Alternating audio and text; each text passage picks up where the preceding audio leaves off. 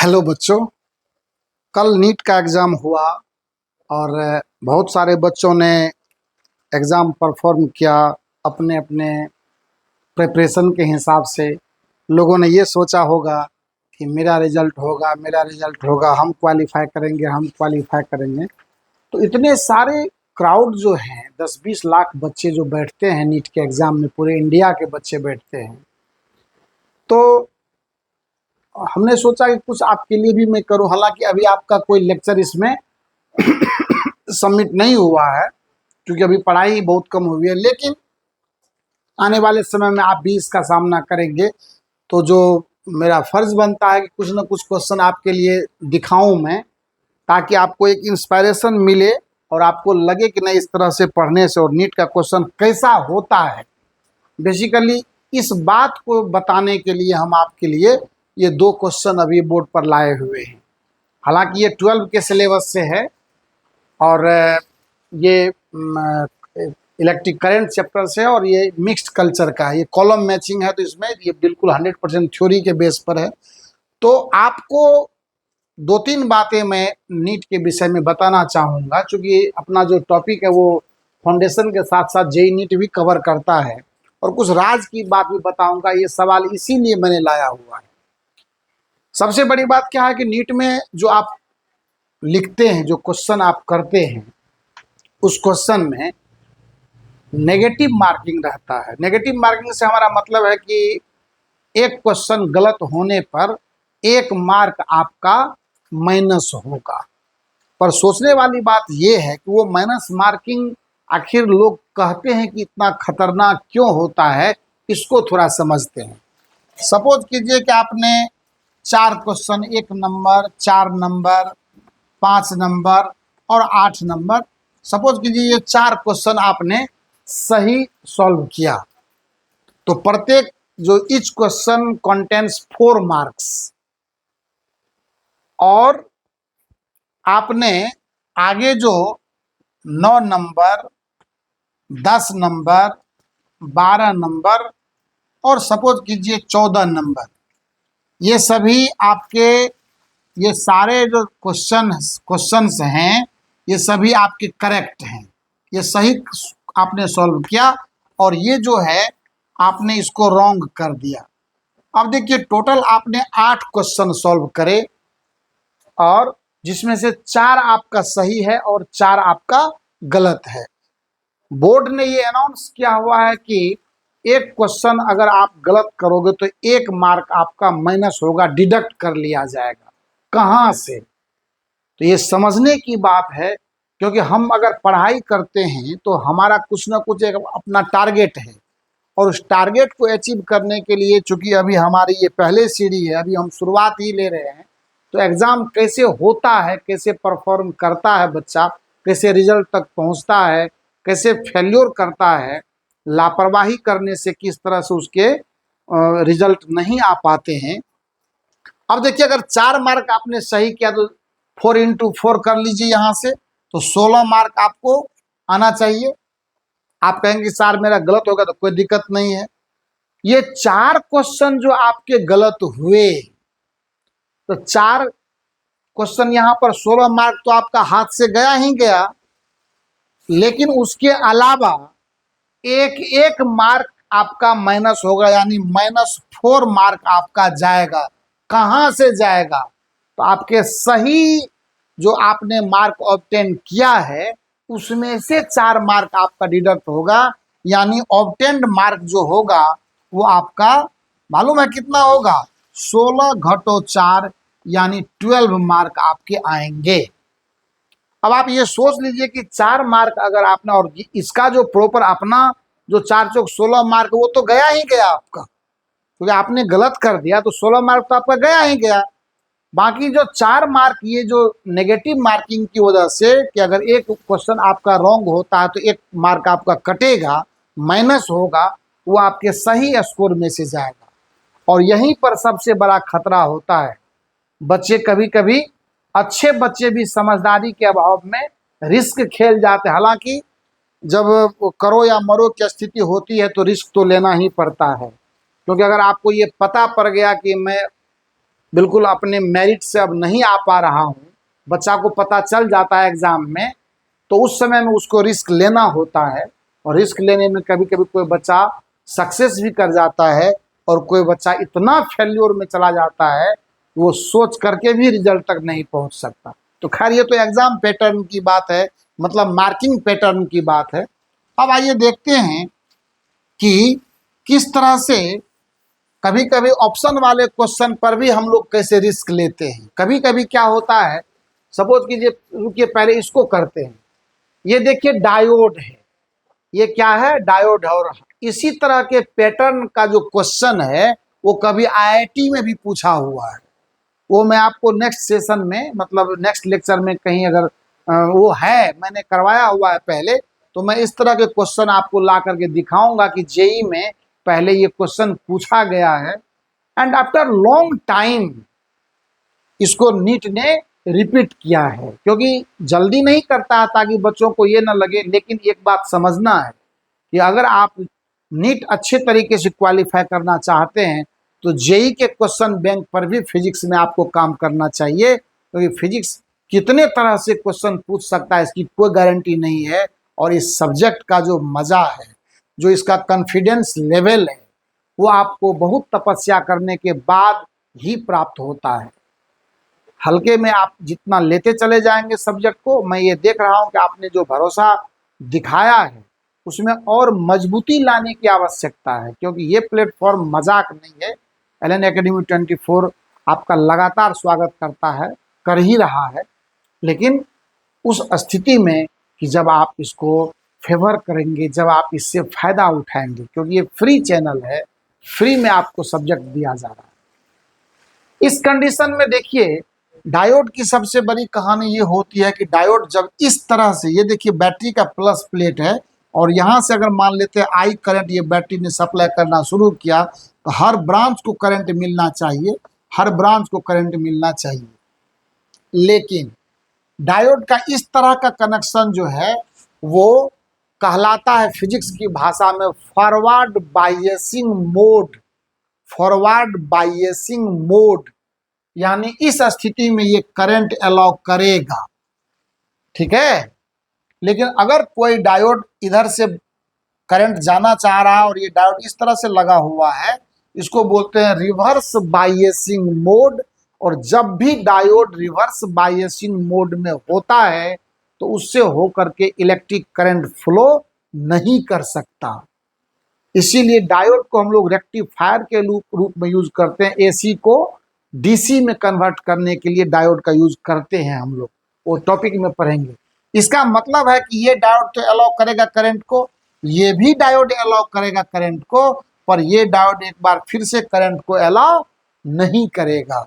बस यही कॉन्सेप्ट जिस स्टूडेंट को पता होगा, और खूबसूरत बात यह है कि जेई में जब ये क्वेश्चन पूछा गया तो डायोड का भी कुछ रेसिस्टेंस होता है, वो इस पर शो किया हुआ था। यहाँ आपके लिए बहुत बड़ा मतलब क्या बोलते हैं, इसको इजी कर दिया गया है, आपके लिए अपॉर्चुनिटी है कि डायोड रेसिस्टेंस से आपको फ्री किया गया। हालांकि तब भी कोई खास दिक्कत नहीं था।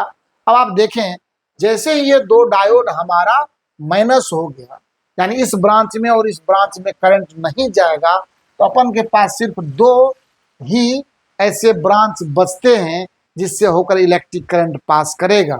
यानी आप इसको और इसको भूल जाइए, ये सर्किट में है भी तो नहीं है। अब आप अगर ध्यान से देखें तो ये दोनों ही रेसिस्टर आपस में पैरेलल में जुड़े हुए हैं। आप चाहें तो सर्किट को रिफ्रेश कर ले, पर नीट में इतना टाइम आपके पास नहीं होता है कि आप अलग से सर्किट को बनाएं। और यहाँ चूंकि हम लोग हैं अपने घर में, तो क्यों ना बना करके इसको समझ लें। ये देखिए ऐसे लिया और डायोड इस तरह से है, और इस तरह से मैंने इसको लिया, और एक ये वाला डायोड है, मैं इसको भी इस तरह से बना करके आपको सिखा देता हूँ, चूंकि यहाँ सीखने वाला मामला है। ये देखिए हो गया। अब आप इसमें बैटरी कनेक्ट कर दें 10 वोल्ट वाली, अपने आप पता पड़ जाएगा कि बैटरी कितना करंट दे रहा है। तो दोनों, अब तो ये तो अलाउ कर दिया, ये भी अलाउ कर दिया। इसका रेसिस्टेंस है आपको 4 ओम और इसका रेसिस्टेंस है आपको 2 ओम, और ये बैटरी है आपको 10 वोल्ट का। तो क्या होगा बताइए, ये दोनों आपस में पैरेलल में है, तो आप लिख दीजिए 1/R equal to 1/r1 plus 1/r2। ये 10th क्लास में भी हम लोग पढ़े हैं, पैरेलल कॉम्बिनेशन ऑफ रेसिस्टर। अगर आप डायोड का कॉन्सेप्ट आपको बता दिया गया है, आप इसको समझ लीजिए कि ये 10th क्लास का प्रॉब्लम है, तो आप आराम से समझ सकते हैं इसको, और इसीलिए मैंने आपको ये क्वेश्चन लाया है। Equal to 1/4 and plus 1/2, LCM आपको 4 आ जाएगा, और 1 + 2 यानी 3/4। सो आर का वैल्यू आ जाएगा 4/3 ओम। जैसे ही आर का वैल्यू आ गया, उसके बाद ओम्स लॉ लगा देना है, V बराबर आई आर। इसीलिए V बराबर आई आर का फॉर्मूला यूज कर लीजिए। बैटरी का ईएमएफ आपको 10 वोल्ट है, आई चाहिए, और आर का वैल्यू है आपको कितना, 4/3। इसीलिए आई का जो वैल्यू आएगा 10 × 3/4 एम्पियर, ये हो जाएगा 2 दूनी 4 और 2 × 10 यानी 5 × 15/2 एम्पियर। यानी बैटरी जो करंट सप्लाई करेगा सर्किट को, वो 15/2 एम्पियर के बराबर करेगा।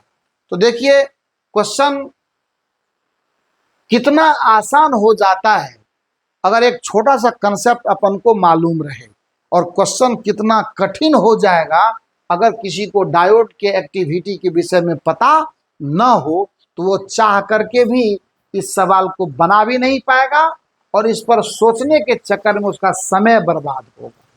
इसलिए टाइम मैनेजमेंट बहुत जरूरी है नीट के क्वेश्चन में। आपके नॉलेज के साथ साथ आपके पास स्पीड होना चाहिए, और वो तभी होगा जब आप बेसिक कॉन्सेप्ट को फिजिक्स में अच्छे से समझने की कोशिश करेंगे, और प्रैक्टिस में रहेंगे, सेट बनाएंगे, और अपने को एकदम लिंक में बना के रखेंगे। क्योंकि जब तक आप ये प्रयास नहीं करेंगे, तो बाकी आपका सीट लूट कर ले जाएगा, और आप बैठे बैठे मुंह देखते रह जाएंगे, कुछ हासिल होने वाला नहीं है। खैर, इस सवाल के बाद आइए बात करते हैं। आप इसको चाहे तो पॉज करके अपना नोट कर लेंगे। ऐसा बहुत सारा सवाल है, 40-45 क्वेश्चन का रहता है कलेक्शन, पर अभी आपकी पढ़ाई बहुत कम हुई है। मैंने आपको सिर्फ एक इंस्पायरेशन के लिए ये ला के दिया। अब देखिए इसको देखते हैं। अब मैं इसको थोड़ा सा इरेज कर देता हूं, क्योंकि आप इसको नोट करेंगे तो अपना आपको आसान रहेगा। और आइए अब मैं देखता हूं इसको, कि आपके पास में देखिए 4 यहाँ पर दिया हुआ है कि E = H new diffraction and interference, lambda = H/P and Compton effect. ये किससे रिलेटेड है ये अभी आपको कुछ पता नहीं पड़ेगा, लेकिन कॉलम मैचिंग का ये सवाल मैं क्यों लाया हूं, जबकि आपको ये पता है, या हमको भी ये पता है कि अभी ऐसा कुछ पढ़ाए नहीं है आपको, उसके बाद भी मैंने ये क्वेश्चन क्यों लाया। उसके पीछे एक बहुत बड़ा कारण ये है कि मैं आपको ये बता सकूं कि कभी कभी कॉलम मैचिंग के प्रॉब्लम में आपका इंटेलिजेंस सही रिजल्ट तक आपको पहुंचा देता है। जैसे मान लेते हैं कि हमको इस चारों क्वेश्चन का ऑप्शन सही नहीं पता है, 2 का ही ऑप्शन पता है, ठीक है, और हम 2 ही ऑप्शन पर कभी कभी ऐसा होता है कि हम अपना आंसर सही निकाल लेते हैं। क्योंकि जब मैं 4 ऑप्शन को देखता हूं, तो मैं 2 ऑप्शन वाला, जैसे इसमें तो अभी मैं सब बताऊंगा आपको, 2 ऑप्शन वाला जो सही आपको कंफर्म पता है, उसमें आपने चारों केस में देखे कि मेरे पास एक ही वो आंसर है जिसमें मैं जो सही जानता हूं 2 ऑप्शन 2 क्वेश्चन का, वो सिर्फ एक ही आंसर है। बस उसी के आधार पर टिक मार दीजिए, बाकी 2 आपको नहीं भी पता है तो आंसर वही होगा। कभी कभी क्या होता है कि आपको 3 ऑप्शन मालूम है, चौथा मालूम नहीं है, तो आप ये देखेंगे कि एक ही कोई ऐसा आंसर होगा जिसमें आपको जो 3 ऑप्शन सही पता है वो उसमें दिया हुआ है, तो चौथा उसके बाद जो है वो ऑलरेडी हो जाएगा। तो मतलब ये है कि कॉलम मैचिंग में कभी कभी आप वो क्या बोलते हैं, हिट एंड ट्रायल मेथड कहते हैं ना, रिस्क ले लिया तो रिस्क पर भी इसका आंसर आता है। जैसे ये थ्योरी है 100% बहुत आसान है, आप जब पढ़ेंगे तो समझेंगे। ये कॉलम 1 है और ये कॉलम 2 है। देखिए E = H न्यू, एक्चुअली ये एक फोटोन की एनर्जी होती है। लाइट का जो पार्टिकल नेचर होता है, जब लाइट फोटोन की तरह ट्रीट करता है, तो एनर्जी ऑफ फोटोन जो है वो E = H न्यू होता है। यानी इस हिसाब से देखें तो ए के लिए जो ऑप्शन मिलता है आपको चौथा मिलता है। ए के लिए कौन सा ऑप्शन मिलता है? चौथा मिलता है, ये ए के लिए मिल रहा है आपको। उसी प्रकार से डिफ्रैक्शन एंड इंटरफेरेंस जो वो 100% आप जान लीजिए, ये वेव नेचर ऑफ लाइट है। प्रकाश का जब तरंग सिद्धांत हम पढ़ते हैं तो प्रकाश के तरंग सिद्धांत में ही इंटरफेरेंस का या डिफ्रैक्शन का नेचर आता है।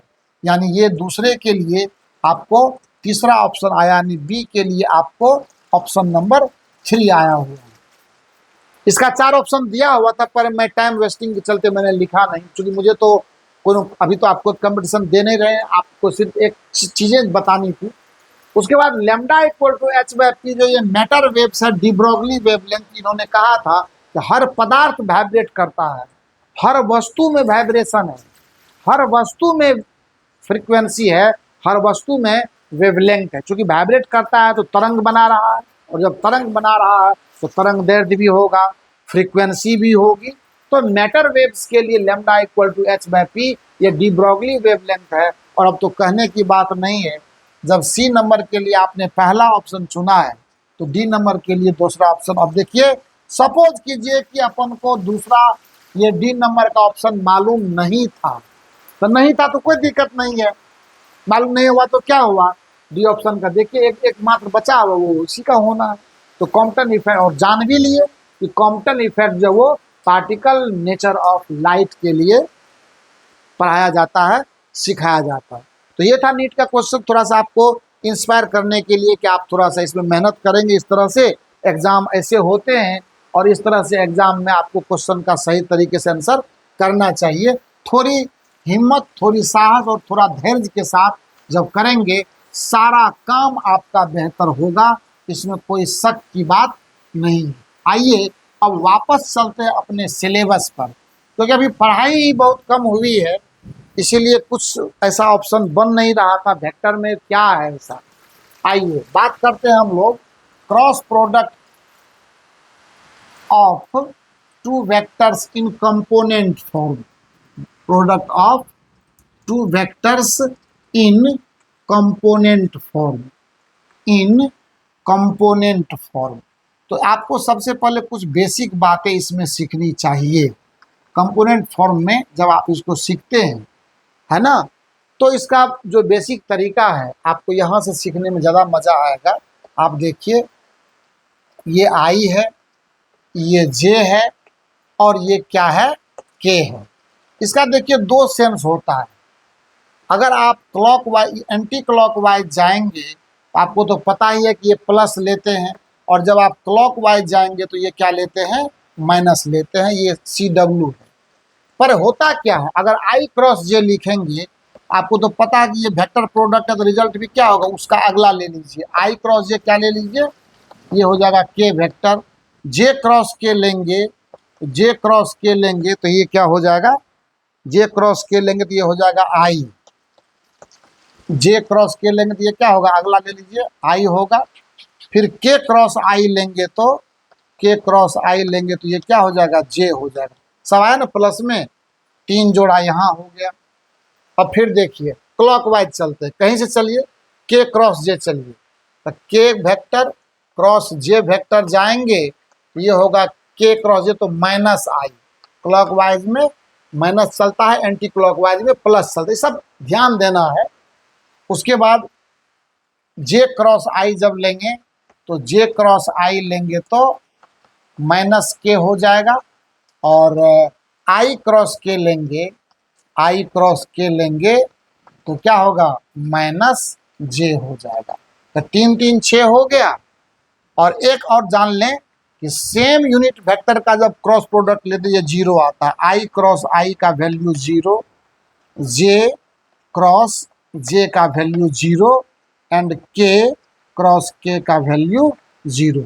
ये सब चीज़ जो है आपको सीखा हुआ है, कहीं कोई दिक्कत नहीं है। आप जब राइट हैंड थंब रूल लगाएंगे, अपने आप वेक्टर आना शुरू हो जाएगा। तो इस पर बहुत दिमाग खर्च करने की कोई आवश्यकता नहीं है। और ये आई क्रॉस आई, जे क्रॉस जे, सेम यूनिट वेक्टर के क्रॉस प्रोडक्ट में 0 क्यों रिजल्ट आता है, क्योंकि उसकी बीच का एंगल क्या होता है, 0 डिग्री, और 0 डिग्री एंगल होता है तो साइन 0 का मान क्या होता है, 0 होता है। आप जो लिखेंगे आई क्रॉस आई तो क्या लिखेंगे, यहाँ देखिए ध्यान से, अगर मैं आई वेक्टर क्रॉस आई वेक्टर लिखता हूं तो क्या होगा, modulus of I vector, modulus of I vector into sine theta, ये तो मैग्नीट्यूड हो जाएगा। मान लेते हैं क्या डी लिया, कोई प्रॉब्लम नहीं है, पर भाई साहब ये इसका भी वैल्यू 1, इसका भी वैल्यू 1 और इसका वैल्यू 0, कुल मिलाकर के 0, कहानी खत्म। और 0 एक तरह से नल वेक्टर है, नल वेक्टर का डायरेक्शन डिटरमाइन नहीं कर सकते, तो उसके विषय में कोई बात करने की आवश्यकता नहीं। इसी तरह से सारे हो जाएंगे। तो अब अगर तीनों वेक्टर्स को, दोनों वेक्टर्स को मैं कंपोनेंट फॉर्म में उठाऊं, और कंपोनेंट फॉर्म में कैसे उठाऊं, तो देखा जाए यहाँ पर जैसे हमने डॉट प्रोडक्ट में लिया था, आप वो ले लीजिए। लिखते हैं कि ए वेक्टर मैंने मान लिया, ए वेक्टर इक्वल टू मान लिया मैंने a x i vector plus a y j vector और plus a z k vector, और बी वेक्टर ले लिया मैंने, बी वेक्टर ले लिया मैंने b x i vector plus b y j vector and plus b z k vector. आपको हर चीज़ें बोर्ड पर, हालांकि ऑनलाइन लेक्चर में इतना डिटेल जाते नहीं है लोग, पर मैं जा रहा हूँ क्योंकि मुझे इस बात से फ़र्क नहीं पड़ता है कि बच्चे क्या सोचेंगे, फर्क इस बात से पड़ता है कि बच्चे को फ़ायदा कितना होगा। तो आज अगर उसको थोड़ा बहुत कुछ एक दो अक्षर पता है तो वो थोड़ा सा कम उम्र के चलते थोड़ी जल्दबाजी कर लेता है, और जब स्पॉट पर जाने के बाद फंसता है तो फिर उसको पश्चाताप के अलावा और कुछ हाथ लगता नहीं। इसीलिए गंभीरता के साथ लेक्चर को आप देखिए। ए क्रॉस बी लेंगे तो क्या करेंगे, वह तरीका वही है, ए x i vector plus a y j vector और plus a z k vector, और इसके साथ वही क्रॉस प्रोडक्ट क्या, तो लिखेंगे B x i vector plus b y j vector और प्लस बी जेड। तो सिंपल मल्टीप्लिकेशन से भी हम लोग जा सकते हैं, इसका डिटर्मिनेंट मेथड भी होगा जो आपको आसान करेगा कैलकुलेशन को, और वो ज़रूरत भी है आपको बताना, पर बेसिक एक बार देख लिया जाए। अब इसको अगर मल्टीप्लाई कर दे तो आपको पता ही है कि ए एक्स बी एक्स लिखेंगे, आई वेक्टर क्रॉस आई वेक्टर लिखना होगा, फिर हम लोग ए एक्स के साथ बी वाई लिखेंगे तो आई वेक्टर क्रॉस जे लिखना पड़ेगा, फिर हम लोग जो है ए एक्स के साथ बी जेड लिखेंगे तो आई वेक्टर क्रॉस के वेक्टर लिखना पड़ेगा। डॉट प्रोडक्ट से बिल्कुल हट करके इसका थ्योरी है ना, इसमें जल्दबाजी काम नहीं देता है। अब देखिए 3 टर्म हो गया, अब फिर ए वाई से शुरू करते हैं, प्लस ए वाई उधर बी एक्स, तो अब जे इधर से आएगा उधर से आई चलेगा, है ना, आप देखते चलिए खाली, और प्लस फिर ए वाई बी वाई तो जे वेक्टर क्रॉस जे वेक्टर, और फिर ए वाई तो B Z J vector cross के वेक्टर, खत्म कहानी।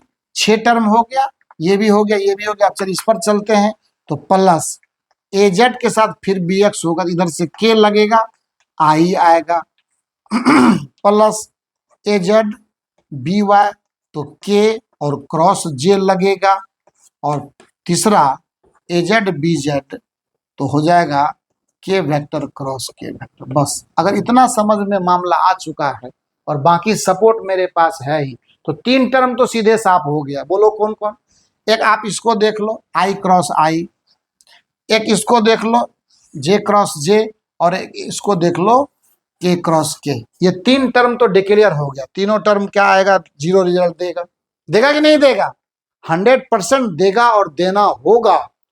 अब उसके बाद जब ये 3 टर्म खत्म हो गए तो आपके पास मात्र 6 टर्म बचते हैं। अब आई क्रॉस जे का बैठाते चले वैल्यू, यहाँ से आई क्रॉस जे के होता है तो बराबर लिखिए ए एक्स बी वाई आई क्रॉस जे के होता, तो ये मेरा हो चुका।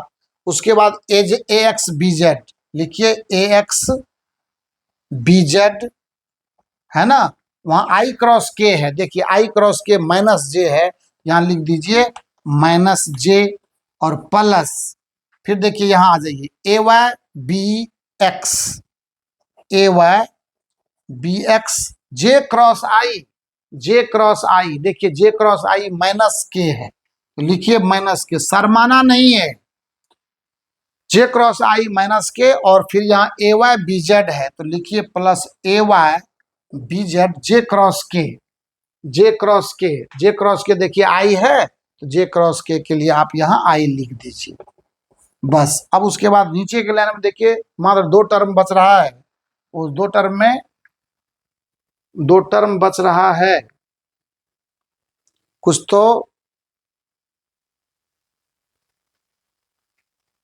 आई क्रॉस जे लिख लिया मैंने, के आई क्रॉस जे मैंने के लिख लिया, आई क्रॉस जे मैंने के लिखा। उसके बाद ए एक्स बी जेड,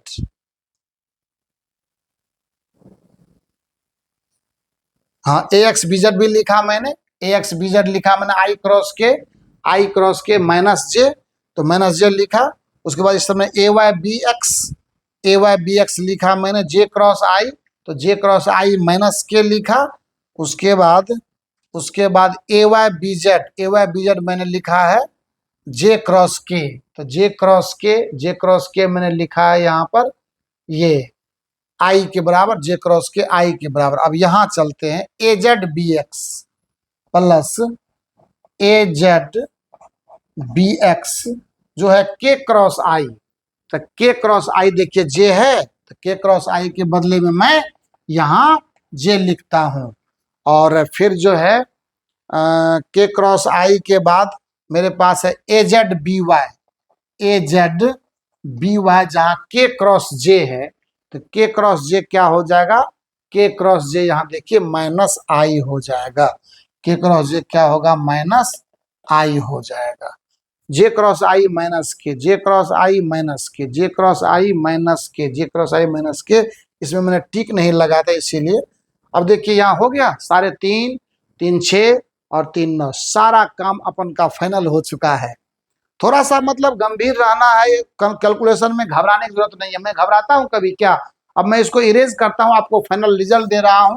अब आप देखें यहाँ पर फाइनल रिजल्ट क्या है वो देखें, अपना अपना तरीका है, बहुत सारा उपाय है, इसीलिए लिखेंगे यहाँ पर a vector cross b vector equal to. अब देखिए आई को सबसे पहले लेते हैं, आई कहां पर है भाई साहब, ए वाई बी जेड, और एक माइनस आई यहाँ होगा ए वाई बी जेड, तरीके से लिख देता हूं मैं, ए वाई बी जेड माइनस ए जेड बी वाई, इसके साथ आप आई वेक्टर लेंगे, फिर प्लस जे में आ जाइए, जे का 2 गो टर्म होगा, यहां देखिए ए जेड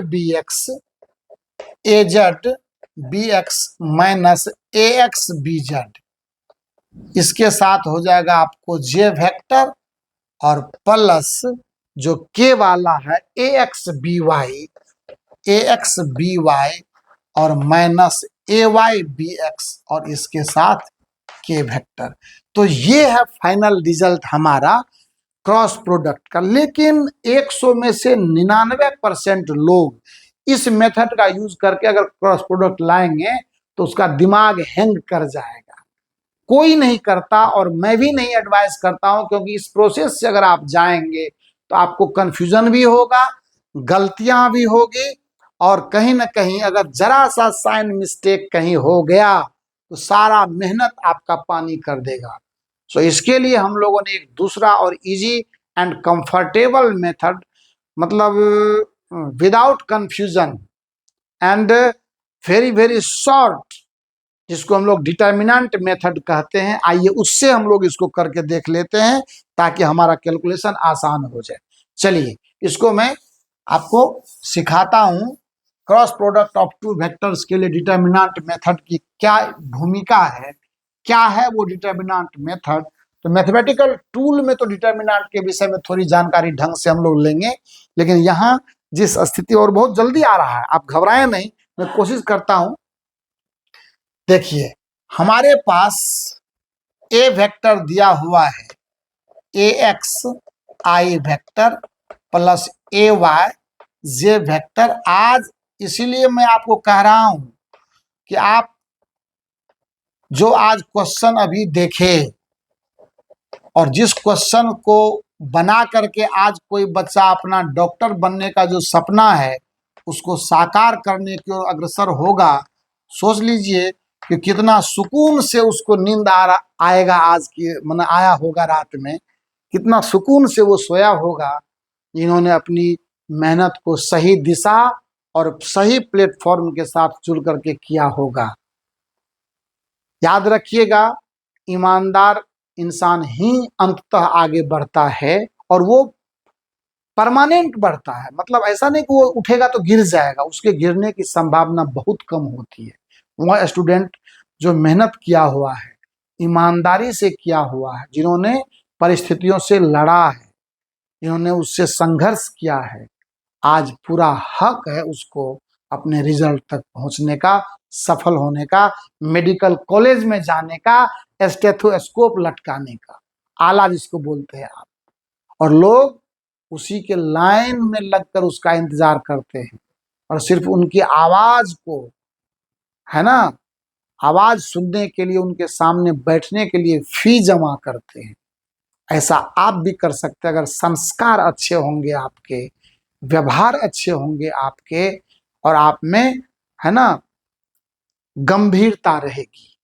जरूर कोई बच्चा ही करता। आइए थर्ड ऑर्डर का डिटर्मिनेंट सेलेक्ट करते हैं। इसके लिए कैसे होता है थर्ड ऑर्डर डिटर्मिनेंट? इसके लिए कुछ नहीं करना है आपको, मैं अभी दोनों काम एक साथ करके दे रहा हूं, इस पर जो है चर्चा हम लोग करेंगे आगे।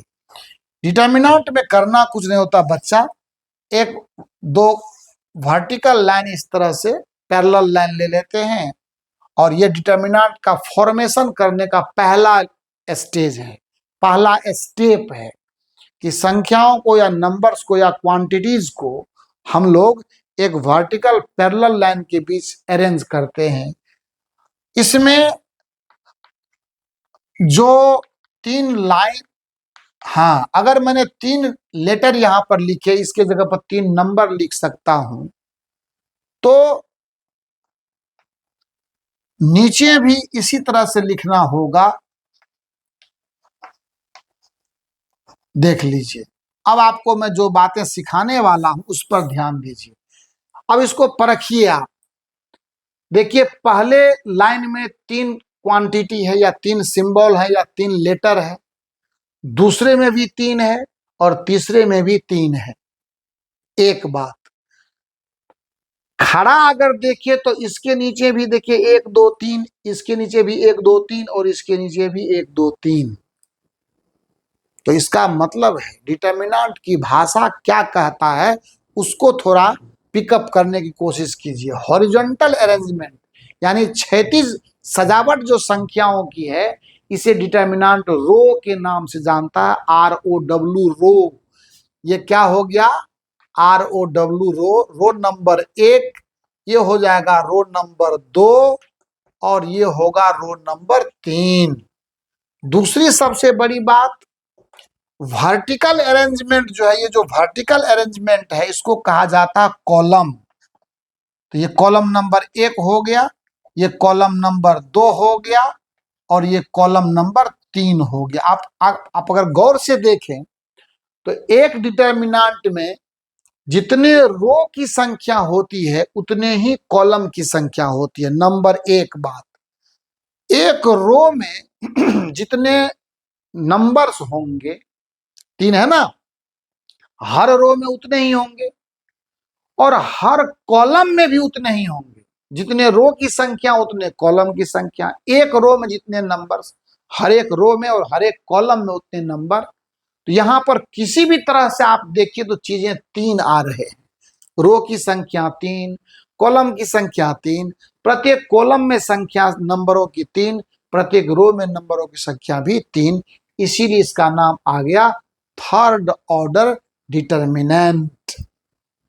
क्लियर है?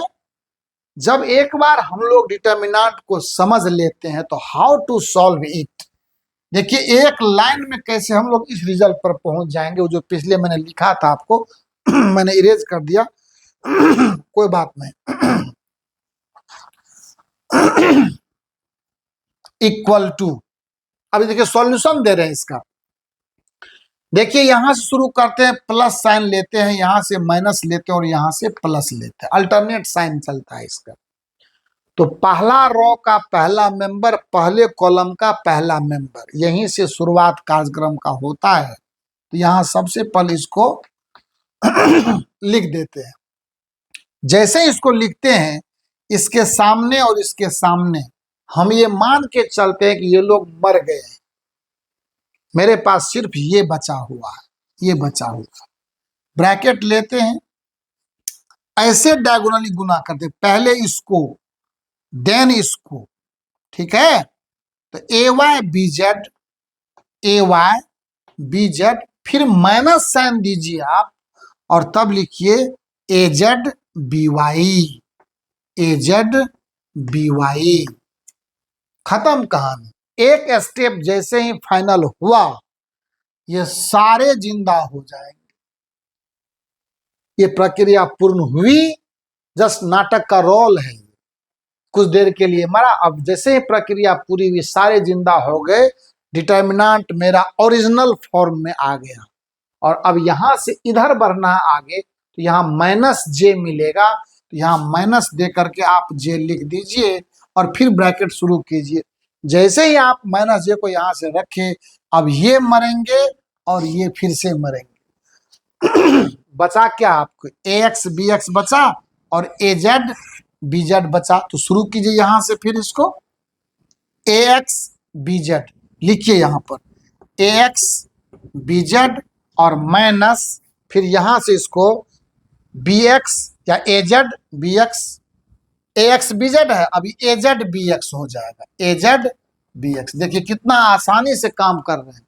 फिर वो सेकेंड स्टेप मेरा फाइनल हो गया, अब फिर सारे जिंदा हो गए। अब आइए के पर प्लस के साथ बढ़ लेते हैं, प्लस के वेक्टर और ब्रैकेट उठा लीजिए। अब फिर ये मरेंगे तो ये चारों जिंदा रहेंगे। तो ए एक्स बी वाई, ए एक्स बी वाई माइनस ए वाई बी एक्स, खेल खत्म हो गया। ए क्रॉस बी का वैल्यू आ गया हमारा। हाँ, अब आप ये देखेंगे कि जो यहाँ पर माइनस साइन आया है वहां पर उस जो बेसिक से जा रहे थे उसमें प्लस आ रहा, कोई दिक्कत, यहाँ से माइनस कॉमन ले लेंगे तो ये उधर चला जाएगा, ये इधर आ जाएगा, कोई प्रॉब्लम नहीं है। बस यही फर्क होगा, फाइनल रिजल्ट यही है आपका।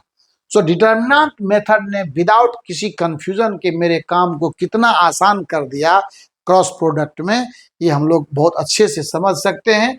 तो लेक्चर में आज इतना ही हम रखते हैं, क्योंकि एक होमवर्क दे करके मैं चाहता हूं कि आप इसको करके लाएं। मैंने यहाँ पर आई लिखा और ऐसे नहीं लिखूंगा, मैं सवाल दूंगा ना, पहले आप इसको देख लीजिए इरेज करके, ये पॉज करके कि आपको इसमें कितनी आवश्यकता है। आवश्यकता क्या, आवश्यकता हर चीज की है, तो उसमें टेंशन क्या लेना है। चलिए एक मैं छोटा सा सवाल कर देता हूं और उसको मैं डिटर्मिनेंट से करने के बाद मैं आपको फिर इसको होमवर्क एक आध दे करके देखता हूं।